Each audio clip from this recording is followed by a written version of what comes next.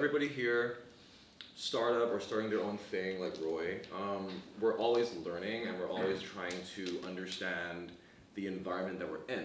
What I want to do today is try to get you guys to find something that you know really well or something that gets you going. So what I mean by that is, for me, it's like something like fitness, something like coaching. A good example would be when somebody comes in and tells me like, I want to tone up. Like, girls want to do that, right? I don't want to get too big, I want to tone up. It's cool, so I know what the person wants to do.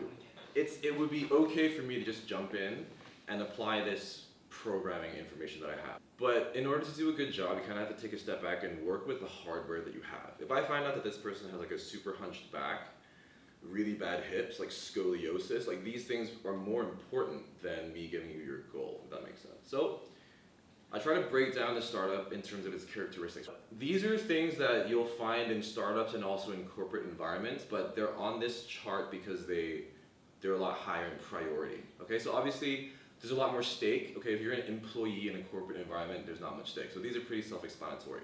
Grind, it's not a 9 to 6. Leon calls me at 1 a.m. We're staying here tonight most likely. You gotta get into that zone.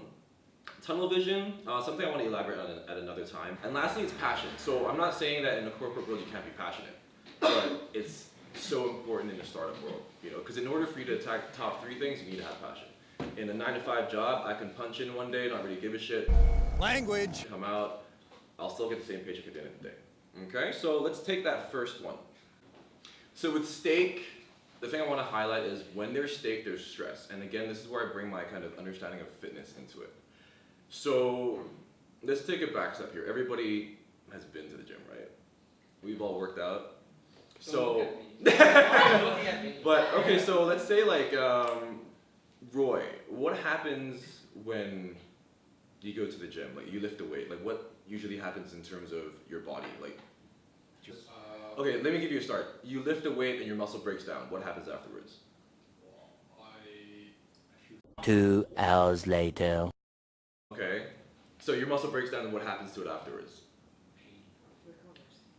There you go. It repairs itself, right? That's what I was trying to get at. Jeez, I should ask Val. Oh my God. So my point is, you go to the gym. Yeah, you go to the gym. You lift a weight. I'm sorry, I wasn't trolling. That's stress. That's actually my answer. That's stress. Thanks, Val. You go to the gym. You lift a weight. There's stress. And in order for you to become better, or in fitness we call it to make adaptations, you have to recover. Okay. So in fitness, it's very simple. These are kind of things that, again, I apply to the way I look at startups. Stress and recovery gives you adaptations, and stress plus stress will give you an injury. And recovery doesn't necessarily mean sleep. It can be not having enough nutrition. It can be a lot of different elements. So if you're not aware of, like I said, we talked about grind. If you're not aware of how much stress you're filling up, you're not going to be able to perform well, and you're not going to be able to take those challenges with greater ease the next time you go into it, right? So there are 3 categories of stress in fitness: physical, environmental, and cognitive. I'll give you guys a head start. Physical is when we lift heavy load in the gym, so heavy weights. So do you guys have an idea what environmental stresses there might be in fitness? People you're fucking small. Cool. Okay, cool. So that's kind of environmental, right? So outside non-controllable elements. Okay, so what else is there? The icon is giving it away. AC. Weather. There you go, exactly. So you can't approach the same workout when it's super hot and it's super cold, right? So things like that. If you don't take these things into account, you're not going to be able to perform optimally. Cognitive is when there's like, say, a lot of skill. So say everybody knows how to do a bicep curl. It can take you maybe like a day to learn how to do it, but a lot more challenging movements, maybe like a front squat, deadlift, these things take a lot more time, and when you do them, it's a lot more taxing on you in terms of stress. So let's apply that to a workplace, okay? So there's also physical stress in a workplace.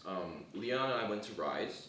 We literally had to carry boxes of t-shirts, bags, shakers, and at one point Leon's box broke and we had to make 2 trips, unload it, come back with the empty box. So these are physical stresses, right?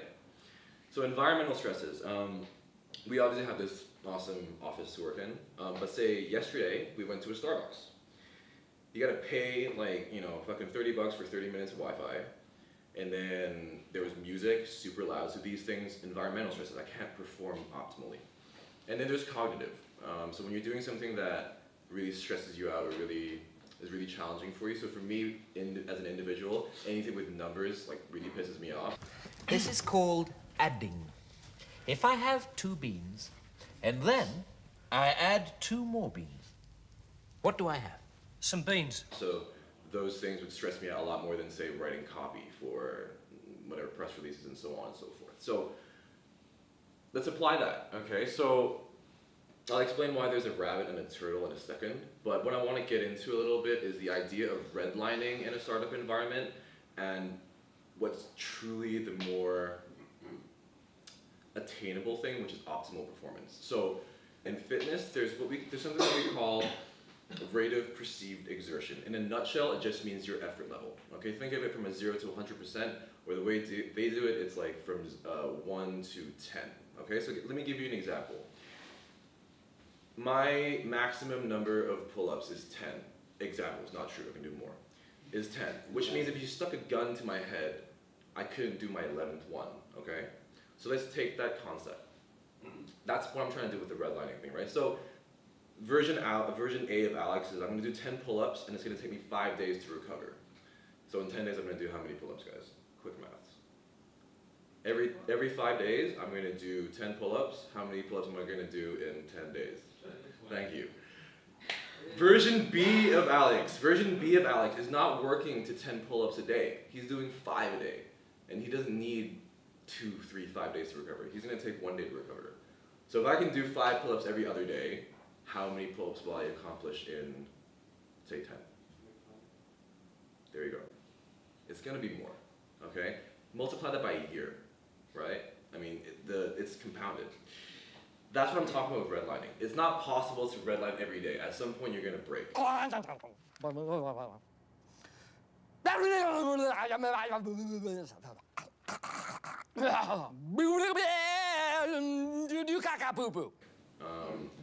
And with optimal, you can do it every day. And the good thing about doing it optimally is that there are days where you can still go for 10 pull-ups, and it's not gonna fuck you up because for the rest of the year, you're still doing 5. So why put the rabbit and the turtle here? We all know the story about the rabbit beating the turtle a lot quicker. Yeah, they call me Rabbit. This is a turtle race. Got really cocky, rested, and then he passed out for too long, and the turtle beat him, right? Change the narrative a little bit. Imagine if it was because the rabbit had to rest. The rabbit, blew his wad, and he was like, shit, I need to, relax for, 3 hours in order for me to get this again. The turtle's always gonna win him in the long run. Optimal, to me, is trying to achieve a state of flow. Okay, Mihai Csikszentmihalyi, this dude who coined this term. So everybody's kind of been in flow, and I hope we've all heard of this term before. Can you pronounce that name again? Mihai Csikszentmihalyi. I YouTube it.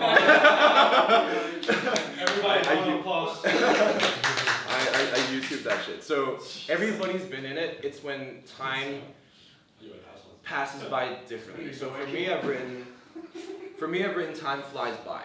Okay, so for example, in a work environment for me in Leon, it's like we might be brainstorming, or in the very early stages of Stryde, we could brainstorm for fucking hours and we wouldn't really feel tired and we could keep going. And a big part of that state was also we were immediately able to kind of give each other feedback and fire off each other. In an individual setting, that's also possible. So for example, when you're working out and you know you're getting a good pump, right? That's immediate feedback. So it helps you achieve that flow state. Essentially what it is when you're able to fully immerse in an activity, and it's kind of when you're able to maximize your skills and concentration's there. There's nothing kind of messing with you, environmental stresses, so on and so forth. So some examples for me as an individual, when I'm coaching, I have flow sometimes. When I do jujitsu, which is not often, I do flow because it's not something that taxes my system. It's something like playing chess. You're using your wit, your understanding of the game, and it's really flowy. In fact, in jujitsu, there is a thing called flow roll. So that's when I feel flow as well. And when I play video games, GTA, we talked about this just now. I can go around shooting people, do my missions, or whatever it is. It's something that I find challenging, but not to the point where I meet anxiety, and it's not so easy that I get bored. When I'm able to set clear goals for my client, I'm planning out every minute on the dot what I'm doing with him or her, that's a thing that can help me achieve flow. If I'm doing something that I'm confident in, if it's a guy who wants to learn how to bench more, it's a lot easier for me to achieve flow than it is if somebody said, I want to learn how to front squat, which I as a person can't do. So it takes me a lot more skill, or sometimes I'm anxious about it, I can't really feel that sense of flow.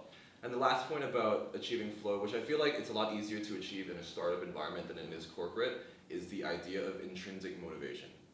And that goes back to the box number 4 in the previous slide, which is passion. You can't really achieve intrinsic motivation if you don't have a strong why. Taking the time when you have a minute to define why you're doing what you're doing. Maybe it's as simple as because you love the taste of coconut that you do what you do, but that should be the thing that drives you to do what you do every day. If you have a strong why, it's something that you can fall back to, and again, it's a lot easier to achieve that in a startup environment than a corporate because there's a reason why you started in the first place in startups. So